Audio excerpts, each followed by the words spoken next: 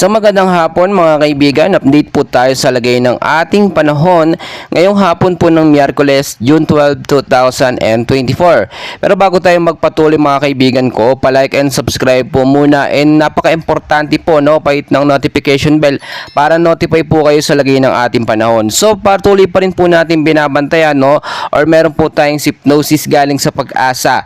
Meron po tayong binabantayan na easterlies or yung mainit na hangin po na nanggagaling po sa karagatang Pasipiko ang siya nakakaapekto po sa ilang bahagi po ng eastern section ng Southern Luzon, Visayas at Mindanao. Pero pangungunahan ko na po kayo, wala pa naman po tayong binabantayan na bagyo sa loob at labas ng Philippine Area of Responsibility, Pero may mga minomonitor po tayo ng mga kumpol ng kaulapan, or mga cloud cluster sa may bantang Silangang Mindanao na posible pong maging LPA, within 24 to 48 hours. Inoobserbahan pa rin po natin yan.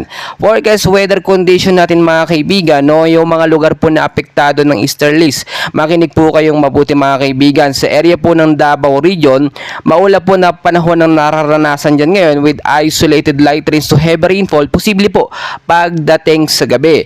Dulot po yan ng easterlies at inaasahang impact po nito, pagbabaha sa mababang lugar at landslide naman po sa mga landslide prone area kung sakali pong magkaroon ng malakas at tuloy na pag-ulan pagdating po sa gabi.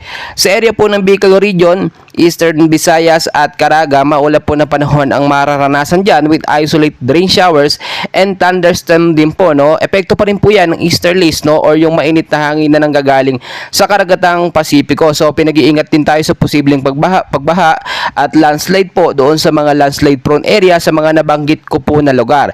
Dito naman po sa Metro Manila, kasama na po ilang bahagi ng ating bansa, maulap din po na panahon ng mararanasan dyan. Tignan nyo pong mabuti sa kalangitan, at posible magkaroon ng isolated light rains to heavy rainfall or mahinang pag-uulan po pagdating sa gabi. Localized thunderstorm naman po ang nakakaapekto dyan.